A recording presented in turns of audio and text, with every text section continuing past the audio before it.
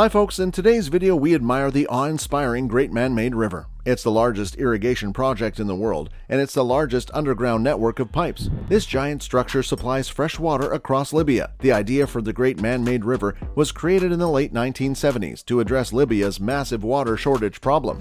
Let's take a closer look at this marvel of human engineering, which cost $25 billion. Watch this video all the way to the end, so you don't miss any interesting bits of information. The Great Man-Made River is a network of huge underground pipes that bring fresh water from fossil aquifers to Libya. Basically, it is a big underground pipe that runs from the Nubian sandstone aquifer system. In the early 1980s, plans for big farming projects in the desert where the water was found were scrapped. Instead, plans were made for a huge network of pipelines to the coast.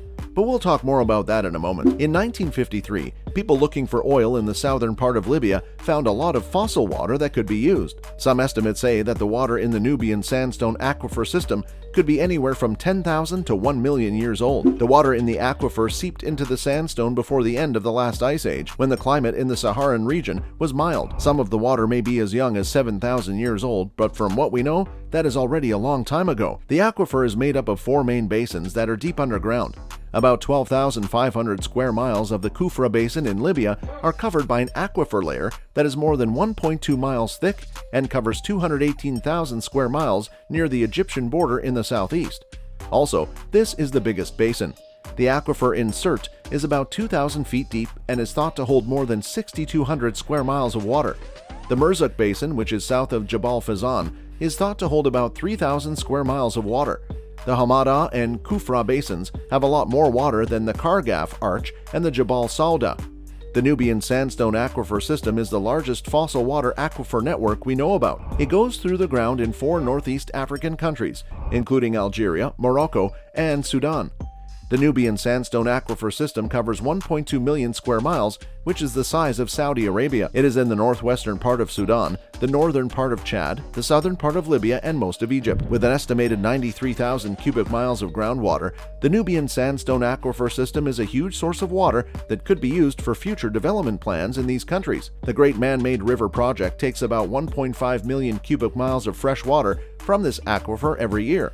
Since the last ice age, the aquifer hasn't filled up again. If water is taken out at the same time as it is now, the supply might last 1,000 years. Other people say that the aquifer could dry up in as little as 60 to 100 years, but that doesn't make sense when you think about how long water has been building up there. Still, Libya will have water for a very long time. The Great Man-Made River project has been in the works since it was first thought of in the late 1960s. The late Libyan leader Muammar Gaddafi came up with the idea for the project. It was built in 5 stages. The Great Man-Made River Authority, which was set up by the government to oversee the project, began building the first part, called GMR-1 or Phase 1, in 1983. Hundreds of water wells were dug in the area of Tazerb and Sar, and water was pumped from a depth of 1,650 feet. Using a double pipeline, water from both fields was sent to a reservoir in Ajbia, which got its first water in 1989. The water was then sent north to the city of Benghazi and west to the seaside city of Sirte. In 1991, the end of Phase 1 was officially recognized in Benghazi. About 1,000 miles of twin pipelines connect the well fields in the south to the cities where the water is needed in the north. This lets GMR-1 deliver 6.5 million cubic feet of water every day, although not all of that capacity is used. In 1996, Tripoli, the capital of Libya, got its first water supply from GMR-2, also known as Phase 2. GMR-2 is in western Libya. There are 3 well fields that supply GMR-2 in the Jabal al-Azwina area. At Tarna, on the Nafasa Plateau, water flows from Kar al-Shuarif through a pipe in the Al-Jifra plain. When the pipeline gets to the coast, it goes to Misrata, Al-Qums, and Tripoli. Even though only a small part of the system's full capacity is needed for drinking water, it can handle about 90 million cubic feet of water per day. Phase 3, also called GMR-3, was finished in 2009, and it added 746 miles of pipelines. This phase added 435 miles of new pipes and a pumping station to GMR-1, which had already been built. This brought the system's daily supply capacity to 130 million cubic feet. To give Tobruk an extra 4.9 million cubic feet of water every day, a reservoir had to be built south of the city, and an extra 311 miles of pipe had to be built from wells in the Al-Jagbab oasis. As part of the project's GMR-4 and 5 stages, the GMR-1 system will be extended south to well fields in the Al-Kufra area. There will also be a pipeline from wells in the western desert to the coastal cities of Al-Zwiya and Zuwa west of Tripoli, and a pipeline connecting the GMR-1 and 2 systems. After all phases are finished, the GMR will be able to handle about 230 million cubic feet of water per day. About 2,500 miles would be covered by this network. At the time, each pipe section, which had a diameter of 13 feet and a length of 23 feet, were called the world's largest pipe sections. The pipe was made in 2 big plants in Libya out of layers of steel-reinforced, pre-stressed concrete. Cranes and bulldozers made just for this job lowered the parts into ditches that were 23 feet deep. They were then pushed into place and sealed with rubber O-rings and cement grout before sections of the trench were filled in. At distribution points like Ajbi, you can see lakes made of dirt and rocks that have been dug out and paved with asphalt. The largest reservoir is almost 1 kilometer or 0.6 mile in diameter and can hold up to 848 million cubic feet of water. Some of the best engineering firms in the world have helped with the GMR project. Antonio Ibaez de Alba, an engineer from Spain, worked on this project. Since 1990, UNESCO has trained the engineers and technicians who are working on the project. Libya has done its job up to this point, even without the help of big countries or loans from international financial institutions. Dong-A Consortium of Korea was the first phase main contractor. The former Gaddafi government owns the Great Man-Made River Project Authority, who owns the Al-Nar Company Limited, who was the main contractor for the second phase. The goods made in Korea that were used to build the Great Man-Made River Project arrived at Brega's entry point by sea. The cathodic corrosion protection on the pipeline was sent by an Australian company based in Melbourne through the port of Benghazi. Every other thing was made in Libya. It was thought that the whole project would cost more than $25 billion. But wait, that wasn't the only thing that money was used for. In this project, it cost 1 billion euros alone to put up 50,000 artificial palm trees to stop water from condensing from the ground.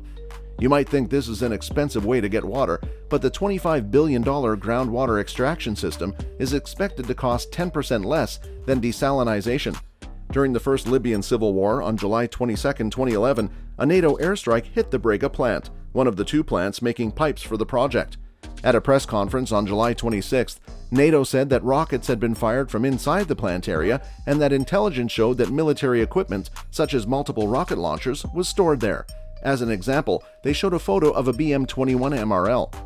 During the second civil war in Libya, which lasted from 2014 to 2020, the water system was often ignored and sometimes broke down. As of July 2019, 101 of the Western Pipeline's 479 wells had been taken apart. On April 10, 2020, an unknown armed group took over a station that controlled the flow of water to Tripoli and nearby towns.